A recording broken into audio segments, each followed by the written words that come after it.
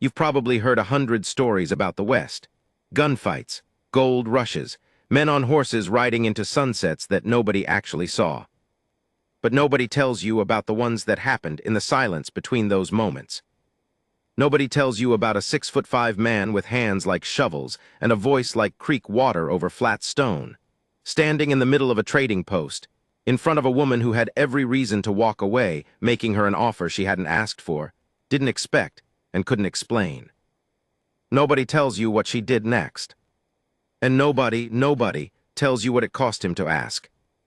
This story happened in the summer of 1871, in a stretch of New Mexico territory so dry the cattle were drinking their own shadows. I was there. I kept my log like I always do. I wrote down everything I saw in that cramped little journal I carry in my left breast pocket, the one with the broken clasp that my daughter keeps threatening to replace. I never let her. Some things are worth keeping broken. They remind you they survived. What you're about to read is what I wrote, cleaned up and honest. About the summer a giant of a man named Cord Haverson walked up to an Apache woman named Sika and changed 2 lives with 4 words. I still don't know if he saved her. I'm not sure he knows either. The weight of what he carried. I should tell you something about myself before I get into this, because the kind of man I am shapes what I noticed and what I missed. My name is Elias Prewitt. I am 43 years old, though I feel somewhere closer to 60 on mornings when the temperature drops fast. I am not a rancher by birth. I came to New Mexico territory in the spring of 1868 after my print shop in St. Louis burned to the ground, not by accident, not by God's indifference, but by the deliberate hand of a man who owed me money and found it cheaper to eliminate the debt than to pay it. I never proved it. I tried. The law in St. Louis had other interests. So I came west, the way men do when the east stops making sense. I ended up in a town called Canyon Rojo, Red Canyon, though the canyon itself was more of a deep, ugly scar in a hillside than anything scenic. Operating a small trading post that I had purchased from a dying German man named Hendricks who'd been selling blankets and flour to anyone who came through the pass. The pass connected 3 worlds: the white settlers pushing south, the Mexican families who had been there for 100 years longer and knew it, and the Apache bands who moved through the territory in patterns that looked random to outsiders, but were, I had come to understand, as precise and intentional as clockwork. I kept a log. I'd kept one since I was 16, since my father, a printer himself, told me that a man who doesn't write things down is a man who has decided his own life isn't worth recording. I wrote in it every night by lamplight, cramped little sentences about inventory and weather, and the occasional extraordinary thing that happened in a place where extraordinary things were supposed to be impossible. The clasp on the journal was broken, had been broken for 2 years. My daughter Nora, who lived with her husband in Albuquerque and who visited me twice a year with a face full of worry she tried to hide, wanted to buy me a new one. I kept telling her no. The broken clasp made me check the journal more carefully when I carried it. I was less likely to lose it. You'd be surprised what you hold onto tighter when you know it's fragile. That's relevant, hold that. The summer of 1871 arrived without apology. By June, the ground was a particular shade of pale beige that meant nothing had grown in it for weeks. The sky was a blue so bright it looked angry. My rain barrel had gone from full to a quarter capacity in 3 weeks, and the creek that ran 50 yards behind the trading post, which I used for everything, drinking water and washing and keeping the 2 horses I owned from dropping dead, had narrowed to something you could step across without wetting your boots. The Apache band that passed through that stretch of territory was Jicarilla, and I had built something careful and respectful with them over 3 years. Careful because I was a white man and they had every reason not to trust me. Respectful because I had watched enough to understand that what most of the men in Canyon Rojo called savagery was actually a highly functional civilization operating under rules they simply hadn't bothered to learn. I traded fairly. I didn't shortchange. I didn't let drunken cowboys linger in the post when I knew Jicarilla families were coming through. I threw a man named Sefton out on his ear in the spring of 1869 when he tried to shortchange an Apache elder on a bolt of cloth, and the word had gotten around in both directions. The white drifters knew I wouldn't stand for it, and the Jicarilla knew I meant it. This is background, but it mattered for what happened next. She came in on a Thursday. I know it was Thursday because I had just written the date in my log, July 13th, 1871, and was calculating how long my flour stock would last if I cut orders by a third. The door opened, and the small bell I'd hung above it rang once, the way it always did. I looked up. She was Apache. Hikaria, I thought, by the pattern on the blanket she wore over her shoulders despite the heat. She was perhaps 30, though I was a poor judge of age with people whose lives didn't write themselves on the face the way mine apparently had. I had been told by no fewer than 3 separate people that I looked like a man who had made a career of worrying, which was accurate. She was not tall. She had the careful, deliberate way of moving that I associated with the Hikaria women I'd met, a kind of economy of motion that suggested she calculated every step before she took it. She was alone. That was the first thing that struck me as unusual. The Hikaria women who came into the post came in groups or with family. Alone was not common. Alone was, I had learned from listening carefully to the conversations I wasn't supposed to understand, considered unwise in a territory where the mood of white men was as unpredictable as a sick horse. She moved to the dry goods section and stood looking at the shelves with that careful stillness. I went back to my calculations. It wasn't my business to hover. The bell rang again. He had to duck to get through the door. I want to be specific about this, because I have said the man was a giant, and I don't want you to think I'm being colorful. Cord Haverson was 6 feet and 5 inches tall, and I know that because I measured him later, on a bet I lost to a Mexican cattle hand named Reyes who had met him before and knew exactly how tall he was. He was somewhere in his mid-30s. His shoulders were the kind of broad that made a doorframe look like something designed for children. He wore a tan canvas coat despite the heat.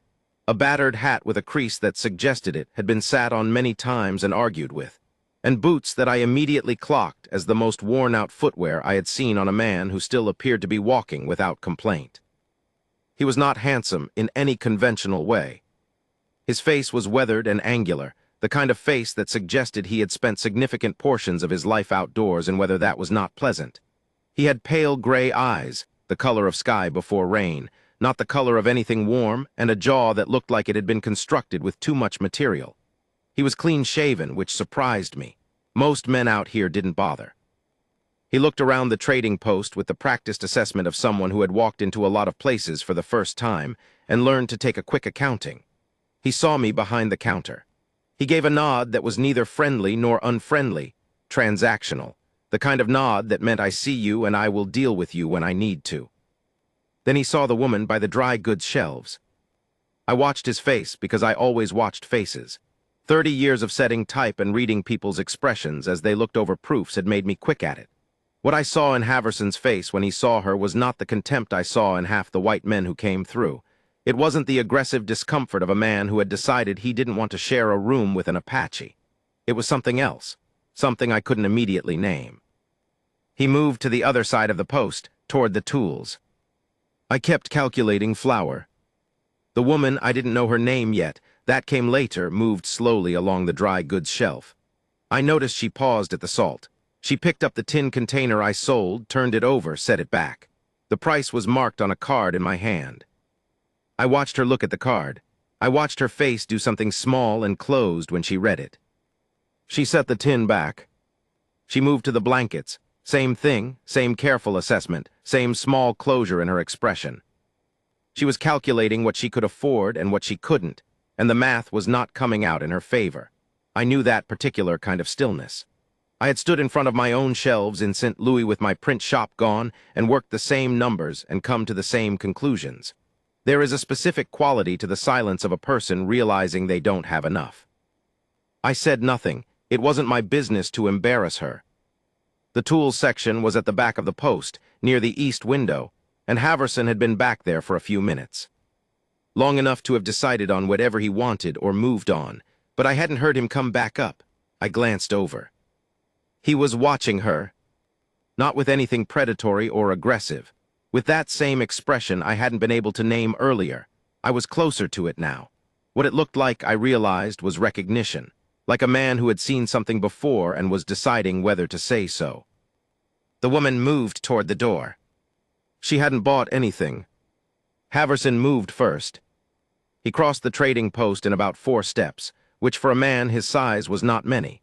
He didn't move fast, but he moved with the kind of economy that makes size not feel like weight.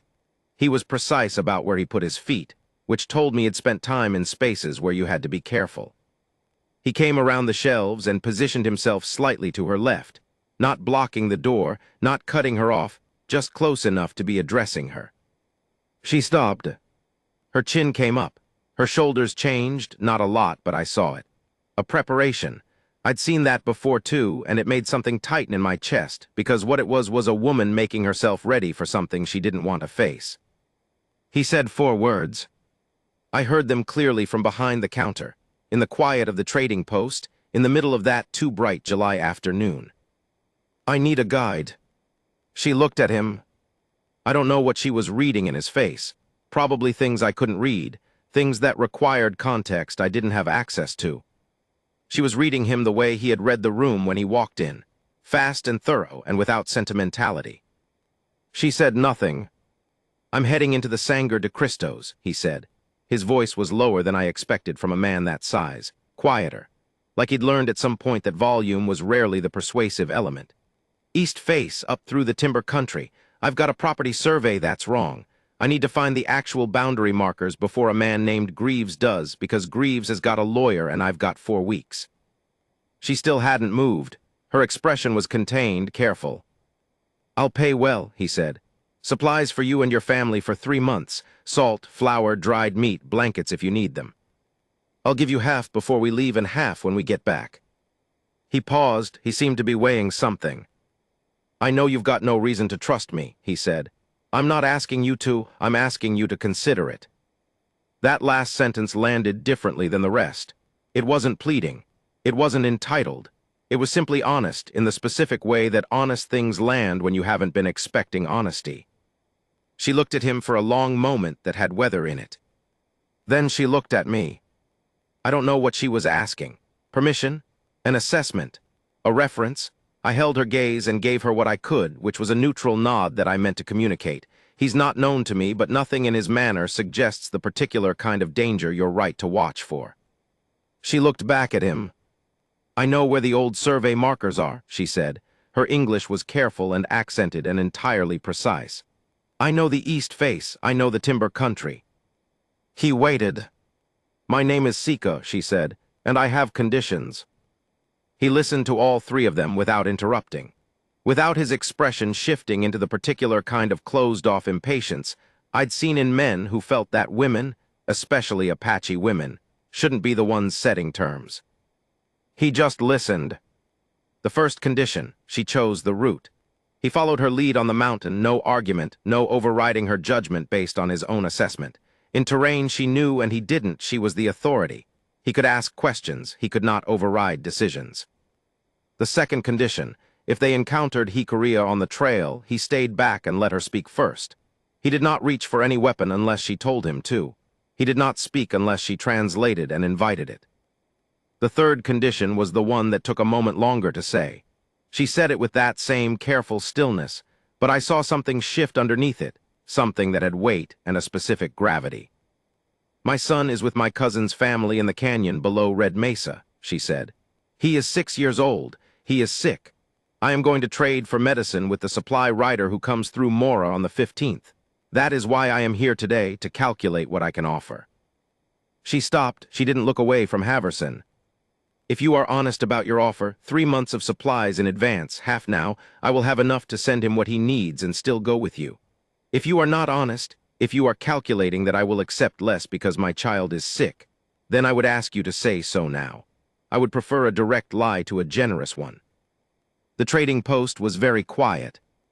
Haverson reached into his coat and put a piece of paper on the nearest shelf. A supply order already written. I could see from where I was standing that it was substantial, more substantial than 3 months of one person's provisions. It was a family order. Someone had thought this through before walking in the door. I wrote that this morning, he said, before I walked in here. I find that if you make the offer before you know the person, you're less likely to adjust it down based on what you think you can get away with. He paused. The Mora rider comes through Thursday. That's 6 days. What your son needs, write it down and I'll see it's included. Sika looked at the supply order. She looked at him. Whatever she was reading in him, she must have found something, not certainty, not the absence of risk, but something workable, something she could operate with. "We leave Saturday morning," she said, "before sunrise." He nodded. "I'll be ready." He nodded again, put the money on the counter, and went back to examine the tools he apparently still needed. Sika stood for a moment in the middle of my trading post, holding the supply order. Her face did something very small that I caught only because I was watching and I was close, and I have spent 30 years reading small things. It wasn't relief exactly. It was the particular expression of a person who has been carrying something heavy and hasn't put it down yet, but can see, for the first time in a while, a place to set it. I wrote it down that night. I write everything down. The next 6 days moved the way time moves when something significant is coming, unevenly, with bursts of too fast and stretches of nothing. Haverson was a quiet presence in the room I rented him. He was up before dawn, back in the evening.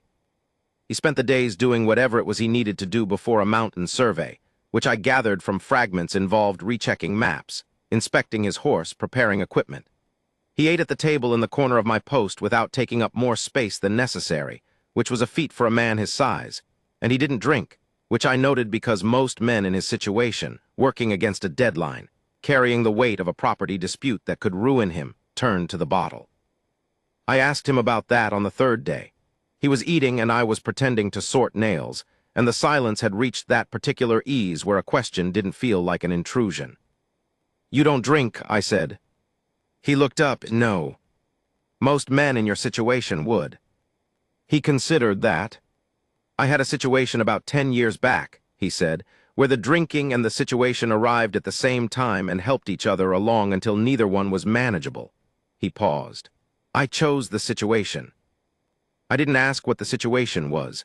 I filed it in the log later, though, along with everything else. A man who has chosen his problems over their easiest anesthetic is a man who has decided to stay conscious for his own life. That told me something. Sika came back on Tuesday. Not to buy anything. She came to look at the supply order Haverson had left with Prewitt Trading, which was what I called my operation, because Hendrick's name was still on the sign and I'd never gotten around to changing it, which is a different kind of story, and make 2 additions. She added fever bark, and she added a small thing I didn't understand until she explained it without being asked. A particular kind of cloth her son liked, blue-green, something he had seen on a trade blanket once and talked about. "He's afraid," she said simply, when she saw me note the cloth addition without expression. "Sick children are afraid. Something familiar helps." I wrote that in the log, verbatim. I kept looking at it after. There was something in it I wanted to understand fully, and I hadn't gotten there yet. On Thursday, the Mora rider came through, and the supplies went out. On Friday evening, Haverson checked his horse and his gear one final time, ate a quiet dinner, and went to his room. Sika appeared at the trading post just before sunset. She didn't come in. She stood in the doorway and looked at the mountain line to the northeast, where the Sangre de Cristos turned dark against the orange sky, and her face had that layered quality again. Something I was learning to read as the specific expression of a person managing multiple fears simultaneously and not letting any of them win. I brought her a cup of coffee without being asked. She accepted it without comment, which I took as the particular Apache equivalent of a thank you, not performative, not diminished, just real. We stood in the doorway together and watched the mountains go dark. "Will you find what he's looking for?" I asked. She thought about it. "Probably," she said. "I know where the Jicarea put markers when the Spanish came through 40 years ago. The survey men who came after used the same landmarks. The question is whether Haverson's original deed matches what the markers actually say. And if it doesn't—" She was quiet for a moment. "Then he loses regardless," she said, "and we come back and that's what it is." I found that profoundly, unexpectedly bracing. Not comforting, there was nothing comfortable about it. But there is a kind of clarity in hearing a person state reality plainly, without softening it, without performing hope they don't feel. "He trusted you with a lot," I said. She looked at the mountains. "He gave me what I needed before I said I needed it," she said. "That is not trust. That is intelligence. Smart people do not wait for desperation to appear before they address it. They see it coming and they move first." She handed me the empty coffee cup. "I am going to check on my horse," she said. She walked away across the dust toward the stable, and the last light caught her shoulders, and I stood in the doorway of my trading post with an empty coffee cup and the distinct sensation of having just been taught something I should have already known. I went inside and wrote it down. The clasp on my journal caught on nothing, as usual, swinging open without resistance. I held it tighter. Saturday morning came before the heat did, which in New Mexico territory in July is the only morning that belongs to you. I was up at 4, which I always was, which Nora said would kill me eventually through accumulated sleeplessness, but which I maintained was simply how I was built. I had coffee on, and the lamp low when Haverson came through from the back hall, coat on, hat in hand, moving with the pre-dawn quiet of a man who has learned not to disturb the dark more than necessary. He stopped at the counter. "I want to leave something with you," he said. He put a sealed letter on the counter. My name was written on the outside, but below my name was another line. "In the event I do not return by August 15th, forward to M. Haverson, Box 14, Santa Fe." "Your wife?" I asked. "Sister," he said. I nodded and put the letter under the counter. He put his hat on. "I heard what she said to you last night," he said, without embarrassment, just as information. "About intelligence, about moving before desperation appears." I waited. "She's right," he said. "I learned it wrong for most of my life. I kept waiting for people to show me they needed help before I offered it. Felt like if I offered too early, I was assuming." He paused. "But people don't show you when they're desperate. They hide it. They stand in front of your shelves and calculate what they can't have, and they don't say a word." He looked toward the door. "She didn't need me to rescue her," he said. "She needed terms she could live with. Those are different things." He walked out. Outside, in the thin pre-dawn gray, I could hear Sika's horse moving, the creak of her saddle, the particular soft sound of someone who has been awake for hours already and is simply waiting for the rest of the world to catch up. I watched them ride out together, the giant man and the woman with her careful economy of motion, heading northeast toward the dark line of mountains that were just beginning to go blue at their edges as the sun considered the horizon. I stood in the doorway. The clasp on my journal, which I'd brought with me, because I always did, swung open in the morning air. I wrote July 19th. They left before sunrise. The mountains are the color of old bruises and new beginning, which is probably too poetic for a trading post log. But I'm writing it anyway because I'm the only one reading this, and I have decided my life is worth the occasional excess. She did not look back. He looked back once at the post, and I think he was checking the letter, making sure I had it. I had it. I have everything. What happens next is the mountain's business and theirs.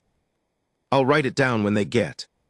I want to be precise about something before I continue. When I write in my log, and I write in it every day, broken clasp and all, even days when the most notable event is a change in wind direction, I do not editorialize while things are happening. I write facts. I write observations. The editorializing comes later, when I'm rereading in the lamplight, and I realize what I missed the first time through.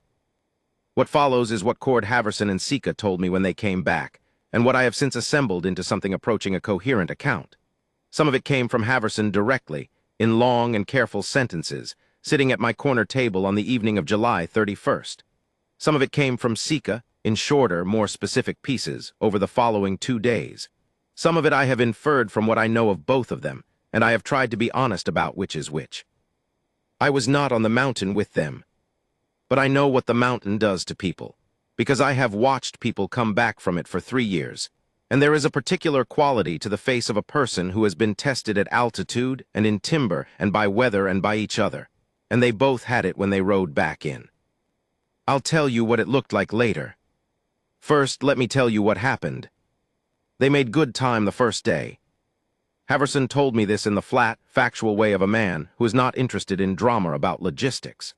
They covered ground at a pace Sika set, steady, not punishing, calibrated to the horses and the terrain and the day's heat, which in late July on the east face of the Sangre de Cristos comes in fast and stays until mid-afternoon before the elevation takes mercy on you. She knew the trails that didn't show on any survey map Haverson had ever seen, because the Hikaria trails were not survey trails. They were patterns in the land worn by generations of people who had learned to move through mountains by living in them, not by measuring them. Where the Anglo survey route would have taken them up a direct ridge exposed to afternoon sun, Sika's route curved through a fold in the terrain that ran parallel but stayed shaded until 2 o'clock. Haverson said he noticed it without comment. She noticed him noticing, which she mentioned to me later with a dryness I recognized as her equivalent of dry humor. Most men, she said, when they see they are wrong about the route, they become committed to the route. He just followed.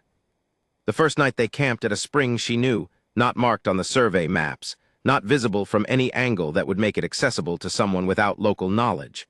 Clean water, natural windbreak from a rock formation to the northwest. She had been using this camp since before Haverson had been in the territory, probably since before he'd been born. He set up his side of the camp without asking her how she wanted things arranged. She noted that also. What they talked about that first night, I have primarily from Haverson, and I trust his account as far as it goes, which is honest but not complete, because Haverson was the kind of man who remembers what people said but edits for the emotional content by habit. He didn't do this maliciously. He just wasn't practiced at putting feelings into sentences the way some people are, and so the feelings came through in what he described, but not in what he named. He said she asked him about Greaves. He told her. Greaves was a man who had been buying up parcels of land in the Eastern Mountain Territory for the past 3 years, acquiring them at prices that suggested either extraordinary luck or extraordinary advance knowledge of which families were financially distressed, and how much pressure it would take to make them sell. The Haverson family had settled their parcel, 240 acres of timber and high meadow, in 1851, when Cord Haverson was approximately 15 years old and following his father into a territory that was still largely ungoverned. His father was dead now. His mother had died in '64. He had 2 brothers, both gone east and uninterested in land that required actual labor, and a sister in Santa Fe who was a schoolteacher and the most sensible person in the family by a margin Haverson described without any particular rancor. The original survey of 1851 had placed the eastern boundary at a specific landmark, a rock formation the survey party had marked with an iron stake and a carved notation. Greaves' lawyer was now arguing that the original survey was imprecise, that the true boundary lay 60 yards west of where the Haverson family had always placed it, and that a strip of meadow and timber currently used and maintained by Haverson had, by Greaves' reckoning, never legally been theirs. The 60 yards didn't sound like much. It was, Haverson said, about 1/3 of his grazing capacity. "He take land from others before?" Sika asked. "3 families I know of," Haverson said. 2 sold before it went to the court. 1 went to the court and lost. Sika was quiet for a moment. "And you think the markers will prove you right?" "I think the markers will show what's actually there," he said. "Whether that proves me right depends on what they say." She looked at the fire. "That is an honest answer," she said. "I'm trying to be." Another moment of quiet. "Why?" she asked. "Most men in your situation would have told me the markers definitely prove them right, to secure my cooperation." He poked at the fire with a stick. The fire did the specific popping that fires do in high elevation when the wood is pine. "Because if the markers say I'm wrong," he said, "I'll need to know that too. Better to know it up here than in front of a judge." She nodded slowly with a quality I am reading into this account from what she later told me, which was, "He is practical about losing. That is unusual. Most men treat losing as something that only happens to someone else." She didn't say it that night, she thought it. She told me later. On the second day, the terrain changed. The east face of the Sangre de Cristos, above 8,000 feet, has its own logic, and it is not particularly interested in the logic of the people passing through it. The trail Sika intended to take went through a section of high timber, ponderosa, and fir so thick the sky was something you glimpsed in pieces rather than saw fully, that she had traveled in April, and which had been, in April, navigable without incident. In July, after an unusually wet spring, the deadfall was different. A significant portion of the trail was blocked by trees that had come down in a late spring wind event. She told me the Hikaria word for it, which I wrote down phonetically, and which meant approximately the wind that argues with itself. 3 large trees across the main route, and the slope to the left was too steep for horses, and the slope to the right dropped into a draw that was passable on foot, but not with animals. They stopped. Haverson looked at the blockage with his head slightly tilted, which Sika said was an expression she later came to associate with him thinking in a particular mode. Not the mode where a man is deciding whether to charge at something, but the mode where he is genuinely asking himself what it is. "How far does this go?" he asked. "I don't know," she said. "I haven't been here since April." He dismounted. He walked to the nearest downed tree and looked at it for a moment with the specific attention of a man who has spent time around timber. Then he walked 30 yards up the slope to the left. She said she watched him move through the terrain with a kind of careful deliberateness that she would have expected in a man raised in mountains, not in the flat eastern valleys she'd assumed from his manner. He came back. "There's a way," he said. "It's tight and it's going to take most of the morning, but if we clear the top 2 trees and find a line between the rock formation up there and the slope," he gestured, "we can get the horses through." "You've done timber work," she said. "Yes," he said. He didn't elaborate, she didn't push. They worked through most of the morning. This is the part of the account I trust most fully, because both of them described it with a specificity that only comes from having actually done a thing together rather than talked about it afterward. He had the tools for it. She said she noticed that when he packed, he had included a short-handled axe and a folding saw, which was either prescience or the habit of a man who had spent enough time in timber country to carry what the timber country required. She worked alongside him, which he accepted without comment or the particular kind of surprised gratitude that she said she found more insulting than assumption. The work was physical, and it was hot, and it was the kind of repetitive effort that empties the mind of everything except the next cut and the next move and the next tree. Halfway through, she said, he stopped to drink from his canteen and looked at her across the down timber and said, entirely without preamble, "How sick is he, your son?" She looked at him for a moment. "Sick enough that I needed the medicine, not sick enough that I let myself believe the worst."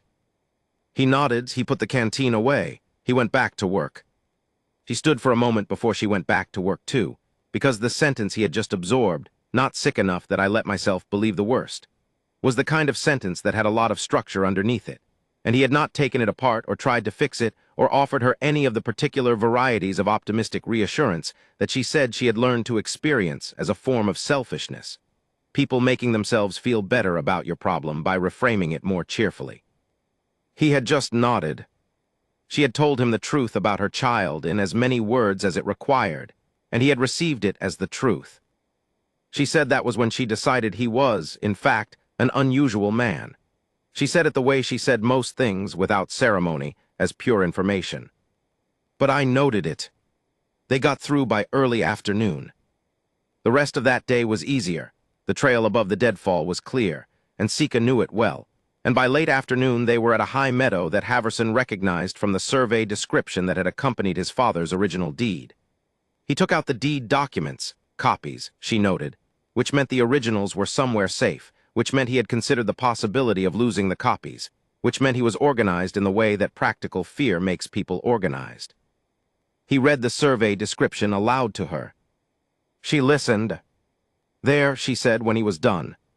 She pointed to the northeastern corner of the meadow, where a rock formation, a distinctive 3-cluster of granite that the Hikaria called by a name that meant, approximately, the grandmother's chairs sat at the edge of the timber line. He looked at it. He looked at the survey description. "That's the landmark," he said. "That is the landmark," she confirmed. "And the stake should be on the eastern face of the center chair," she said. "That is where the old men said the survey party drove it. I never looked for it. I knew where the chairs were. I did not know they were in a survey." He put the documents away.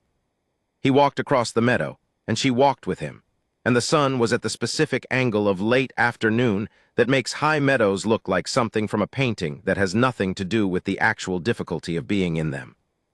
The center chair was a granite formation about 8 feet high and 12 feet wide, weathered smooth except at its base where it met the ground, and the root systems of the grass had been at it for decades.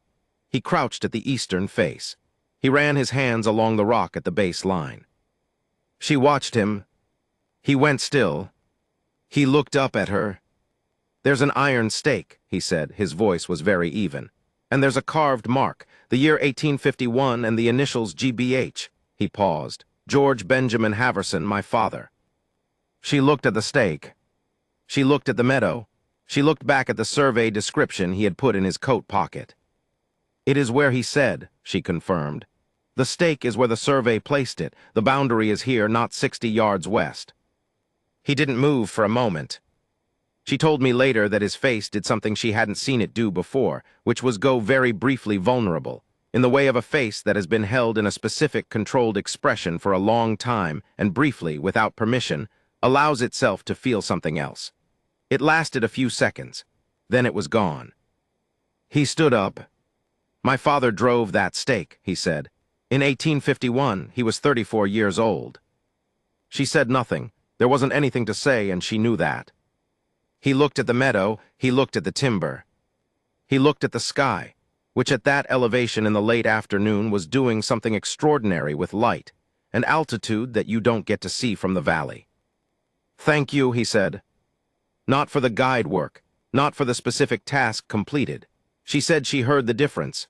It was the kind of thank you that is for something larger and harder to articulate, the kind that comes from being witnessed in a moment that matters. She nodded once. They made camp at the meadow.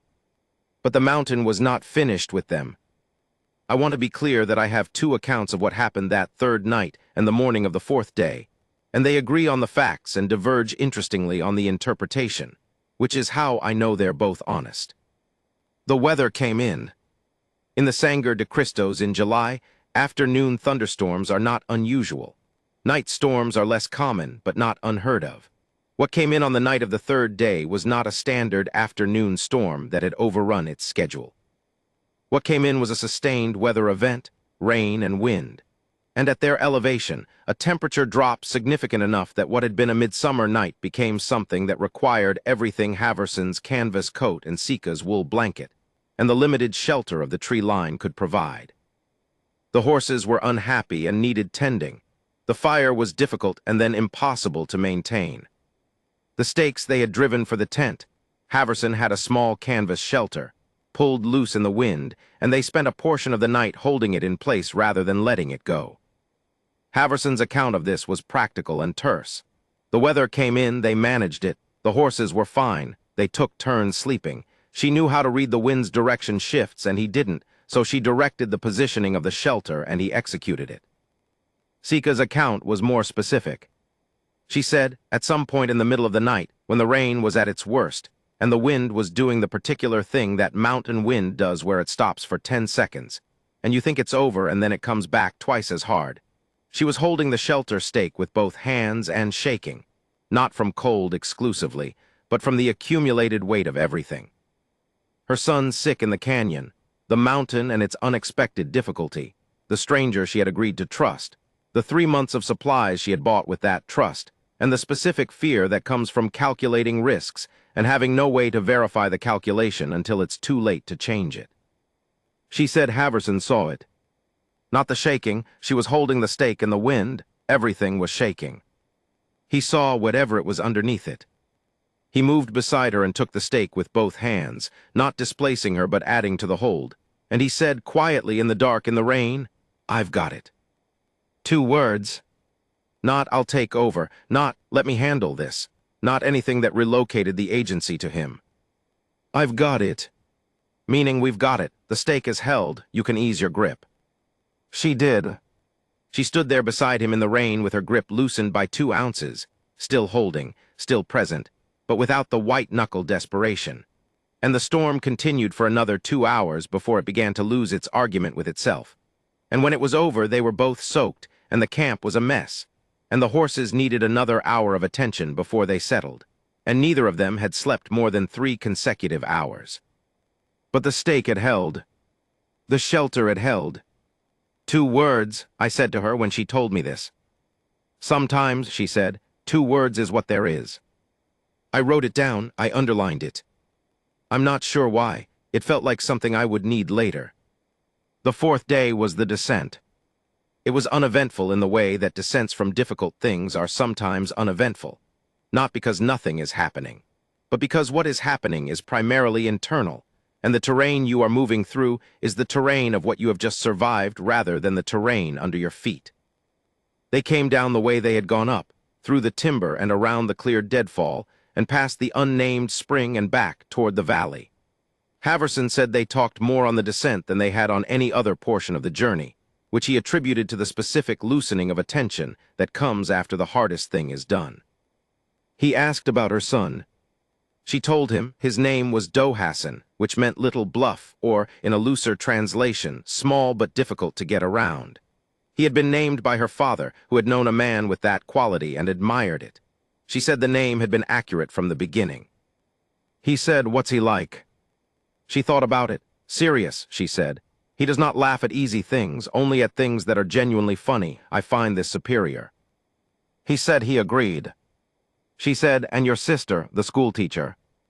He said, "She is the reason I am not an idiot, or at least the reason I am less of one than I would otherwise be." He paused. "She told me when this grieved situation began," she said, "find someone who knows the mountain. Don't go up there alone with maps. The maps are what people make of the land. The land is the land." Sika looked at the trail ahead. "She sounds like someone worth knowing," she said. "She's in Santa Fe," he said. "She teaches reading to children who didn't have it. She says reading is the thing you give someone when you want to give them everything else but can't carry it." A pause. "Your father was a printer," Sika said. He looked at her with something complicated in his expression. "How do you know that?" "I asked Prewitt," she said simply. "Before we left, I asked what he knew about you. He said, 'Nothing certain, but he prints his own signs and his hands move like a man who has set type.'" Haverson was quiet for a moment. "He does that," he said finally. "He watches." "Yes," she said. He was quiet again. "Then my father was not a printer. I grew up around a man who had no trade I could name except surviving and mostly doing it at other people's expense. Your son has a father." The question was careful. It had been carried to her gently. "He had one," she said. "He died 3 years ago. Not violence, sickness, the same kind Dohassan has now, which is why I am very serious about the medicine." He absorbed that. "The same sickness," he said. "Yes." He didn't offer anything. He didn't reach for the reassurance. He let the weight of what she had just given him sit between them on the trail and didn't try to make it lighter. She told me that, on the mountain, was the second moment she decided he was unusual. Not the supply order before she asked, not the "I've got it in the rain." The fact that he didn't try to fix the weight of her dead husband and her sick son by reframing them into something more manageable. He just carried it with her for the width of a silence, and then the trail curved and they came around a bend and there was the valley below them, Canyon Rojo's small cluster of buildings visible in the distance, and the world was ordinary again the way it is after mountains. They rode in on the afternoon of July 31st. 12 days from the morning they'd left. I was behind the counter when I heard the horses. I went to the door.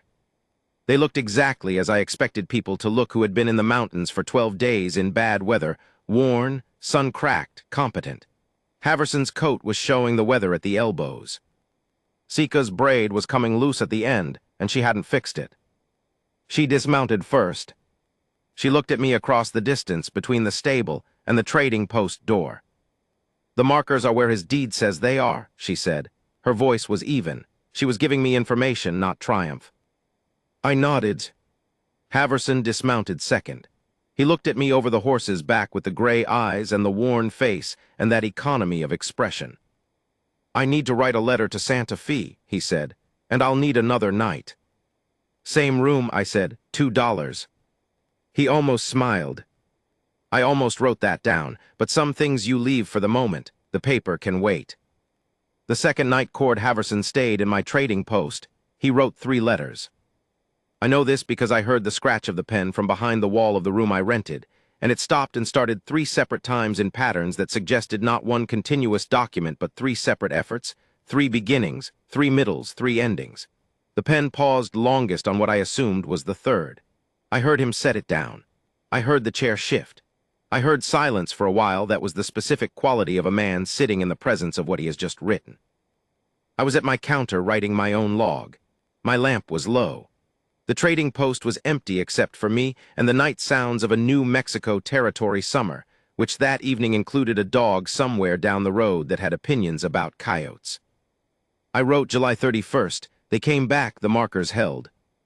Haverson looks like a man who went somewhere difficult and came back intact, which is different from coming back the same. I held the pen. I wrote, she looks the same. I think she looked like this before and will look like this after. There is a particular quality to people whose equilibrium is not dependent on outcomes. They move through events without being reshaped by every one of them. It's not coldness. I have been trying to name it accurately for 3 years, and the closest I have is, they have decided what they are before the deciding happens. I closed the log. The clasp swung open immediately. I held it shut with my thumb. In the morning, Haverson put the 3 letters on my counter. "Post these," he said. "First writer." I didn't look at the addresses until after he'd eaten and gone back to the room for whatever final packing needed doing. I wasn't reading them. The letters were sealed. I was reading the addresses. The first was to his sister in Santa Fe. The second was to a law office in Albuquerque. The name on it was not one I knew, but the address was a respectable part of the city. The third surprised me. It was addressed to a name I did not recognize, in care of Canyon Rojo's nearest post town, Mora. I set them in the outgoing box. Sika came in that morning for the second portion of her payment, the second half of the supply arrangement, the amount Haverson had committed to delivering on their return. He had prepared it the night before, apparently, because it was packed and labeled when she arrived, which meant he had done it after writing the 3 letters, somewhere in the hours between my lamp going out and whatever time the night had released him. She looked at it. She looked at him across the counter. He was at the table with coffee, having given me the counter space without being asked. And something passed across her face that she controlled quickly, but not so quickly that I missed it. She began to check the packing. She was almost through when she stopped. She looked up at him. "There is more here than we agreed," she said. He looked at his coffee cup. "The fever bark is expensive," he said. "I wanted to make sure you had enough to keep some in reserve. In case." A silence. She set the packing down. She looked at him for a moment with a quality that I wrote down later as assessment, but not of trustworthiness. She had determined that already. She was assessing something else, something I couldn't quite name from where I was standing. "In case," she said quietly, not a question, not an argument, just the repetition of the 2 words. He met her eyes. He didn't explain further. He had said what he meant, and he knew she understood what he meant, and they both knew that what he meant was, "Your son has the same sickness his father died of, and I know that, and I am giving you what I can that might make the difference, because I can afford it and you have earned it, and it is simply the right thing, and I don't know how to say any of that in a way that doesn't embarrass both of us, so instead I've just put it in the pack." She nodded. She picked up the pack. She turned toward the door. "Sika," Haverson said. She stopped. "I don't need a guide again," he said. "I've got what I need from the mountain, but I've got a problem I don't know how to solve." He paused. "The property survey, once this goes to the lawyers, they're going to want a witness. Someone who can testify that the markers are where I say they are, and where I say they say what I say they say." Another pause. "My lawyer says a credible witness changes everything." She turned around slowly. "A white witness would be simpler for you," she said. "Yes," he said, "it would. But you don't have one." "I don't have one who was there and can describe what they saw accurately. I have you." He put his coffee cup down. "I'm not asking you to do it for free, and I'm not asking you to do it at all if you don't want to. I know what it would mean to walk into an Albuquerque courthouse." He stopped. "I know what you'd be putting yourself in front of." She looked at him. The trading post was very quiet. I was not pretending to do anything. I was simply standing behind my counter and letting this happen in the room with me. "What is the risk to you," she said, "if you lose this case without a witness?" He thought about it. "I lose a third of my grazing. I lose the eastern meadow. I probably have to sell one of the parcels I use for summer graze to cover the legal costs. In 2 or 3 years, depending on the market, I'd be managing a smaller operation or considering whether to sell the whole thing to someone with more capital." He paused. "Possibly Greaves. And with a witness who was present. The case is considerably stronger. Not certain, but considerably stronger. She was quiet for a moment. She was doing the thing she did where she assessed, but again, he was not what was being assessed. It was something else. Some internal calculation. "I have a son who is 6 years old," she said, "who is sick and who will need medicine again before he is well, and who needs a mother who is present and alive and not in the middle of a legal conflict that could have consequences for the band." He nodded. "I know. And you are asking anyway." "I'm asking," he said, "because I decided 3 weeks ago that I would rather lose honestly than win by asking less of the situation than it requires." He looked at her steadily. "You are the situation. You're the only person who was there." Another silence. "I need to speak with my cousin," she said, "and with the elder who makes these decisions for our band. This is not only my choice." He nodded. "I know that too." "I will send word," she said, "in 2 weeks. To Prewitt, he will tell you." She looked at me. "I will tell him," I said. She looked back at Haverson. 2 weeks, whether the answer is yes or no." 2 weeks, he said. She picked up the pack. She walked out the door. Haverson left that afternoon. He settled the room, accepted the return of the letter I'd been holding for him, and shook my hand with the particular handshake of a man who has no social performance to it. Just grip and release, direct and done. "Thank you for the room," he said. "Thank you for being a reasonably quiet tenant," I said. The previous tenant sang. He actually smiled that time. It changed his face entirely, the way smiles sometimes do on faces that have been holding a different expression for so long that you've forgotten the other one is in there. "Good luck with the lawyers," I said. "Good luck with the counting," he said. He had seen me, probably a dozen times, going through the inventory calculations with my frustrated arithmetic. He put his hat on and walked out. I watched him get on his horse, the smooth, practiced mount of someone who has done it 1,000 times in all conditions, and ride east out of Canyon Rojo. He did not look back. I want to tell you about the 2 weeks that followed, because they are part of the story and I was the only witness to them, and I think they matter. Nothing dramatic happened, that's the point. What happened was July became August, and August brought slightly less brutal heat and the same relentless sky. And I counted flour and ordered blankets and traded with the families who came through the pass and wrote in my log every night. On the 8th day after Haverson left, a writer came through from the south with news that the law office he had written to in Albuquerque had accepted his case and filed a response to Greaves' claim. I knew this because the writer had been through Mora, which was a gossip pipeline for legal and commercial news in the territory, and he told me in the same breath as news about a mine collapse and a contested cattle claim. The territory's dramas moved through the passes like weather. On the 11th day, a young Jicarilla man I didn't know came into the trading post and handed me a folded piece of cloth on which something had been written in Spanish, which he said was a message from someone whose name he gave as Dohassen's mother. I read it. The cloth said, "Tell him yes. I will need the date and the address. The elder has spoken to the matter. We have our own reasons for wanting the court to see clearly." I sat with that for a long time. We have our own reasons for wanting the court to see clearly. That sentence carried a history in it that was far longer than any individual case, far heavier than one piece of high meadow and an iron stake driven by a dead man in 1851.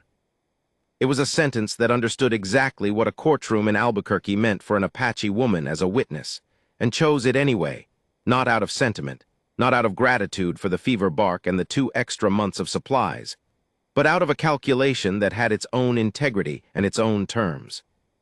I wrote it in my log. I sent word to Santa Fe, where Haverson's sister could forward it to wherever he was by then. And now I want to tell you about Dohassen, because this is where the story stops being about surveys and lawyers and property lines, and becomes about what it was always actually about.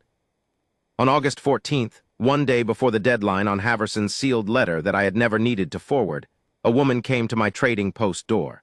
She was Jicarilla, roughly Sika's age, and she had a child with her.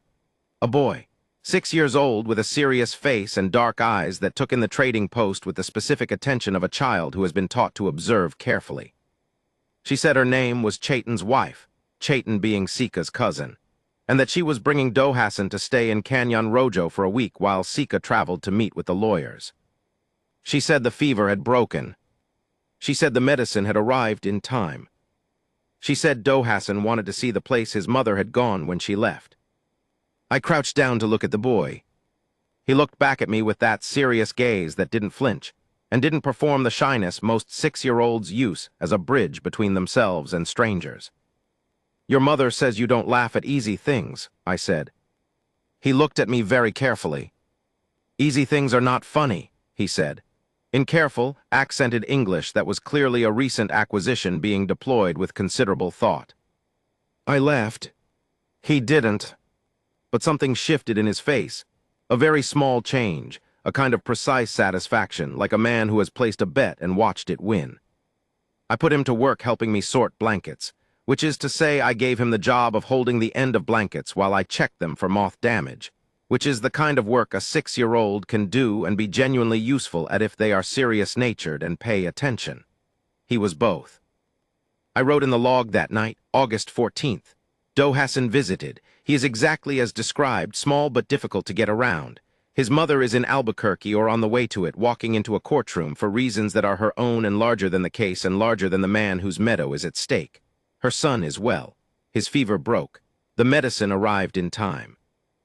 I do not know how the case comes out. I won't know for weeks, possibly months. The law moves the way rivers move. It follows the path of least resistance, which is not always the path that is right. And sometimes you arrive somewhere you did not intend and have to decide whether to keep moving or make camp. But the boy is well. The fever broke. Whatever happens in the courtroom, whatever the judge says about iron stakes and survey descriptions, and who has the right to a strip of mountain meadow that a dead man measured in 1851, the fever broke. Sometimes that is the thing. I stopped writing there. I almost wrote more. I had more to write, thoughts about the law, about what justice looks like when it works and when it doesn't, about what it means for a woman to walk into an Albuquerque courtroom, with every reason the territory has given her to expect the worst, about what a giant of a man with gray eyes and worn-out boots meant when he said he'd rather lose honestly than win by asking less of the situation than it required. I didn't write any of it. I closed the log. The clasp swung open, as it always did. I sat there with my thumb on the cover, holding it shut in the lamp-yellow quiet of my trading post in Canyon Rojo, and I listened to the night sounds. The dog had opinions again, and somewhere to the northeast, the mountains were doing whatever mountains do in the dark, which is not much that we can perceive, but which is, I have come to believe, considerable. I sat there for a while. Then I let go of the clasp. The cover swung open. The pages spread to the last entry, to the stopped sentence, to the white space below it where whatever came next would eventually be written. I left the light on. I do not know why. 3 weeks later, a letter arrived from Santa Fe. It was in a woman's handwriting, careful and formed in the way of someone who teaches writing to people who have never done it, and has thereby internalized the standard from the outside in. It was addressed to Elias Prewitt, care of Canyon Rojo Trading Post. It said in its entirety, "The case has been decided in my brother's favor. The witness was present and gave her account with the kind of precision that does not leave room for argument. The judge, I am told, asked her 3 questions. She answered all 3 without hesitation. My brother asks me to tell you that he remembers the coffee. He always does. M. Haverson, Santa Fe. I read it twice. I put it on the counter. I picked up my log. I wrote the case decided. Haverson's favor, she was precise. 3 questions, no hesitation. I stopped. I thought about what to write next. I had a lot of choices. The obvious conclusions were all there, waiting, about justice and integrity, and what it means when something works out the way it should, which is not always and not often enough and therefore remarkable when it does. I didn't write any of them. What I wrote was, Dohassan came by yesterday afternoon. He has been staying in town for another week. He helped me sort the new bolt cloth that came in with the Mora Rider. There was some blue-green in it, the color his mother had ordered for him, which I had set aside. I showed it to him. He looked at it for a long time. He said, "My mother picked this." I said she ordered it. For you. He ran his hand along it, once carefully, the way a serious person touches a thing they have been waiting for. He didn't say anything else. Neither did I. We put the cloth back on the shelf. He wanted to wait until she came back to take it, which is the most 6-year-old serious-natured thing I have ever encountered, and I have encountered a few. She will come back in 4 days. I'll have the cloth ready. I closed the log. The clasp swung open. I held it for a moment, that automatic tightening, the habitual compensation for the thing that doesn't hold on its own.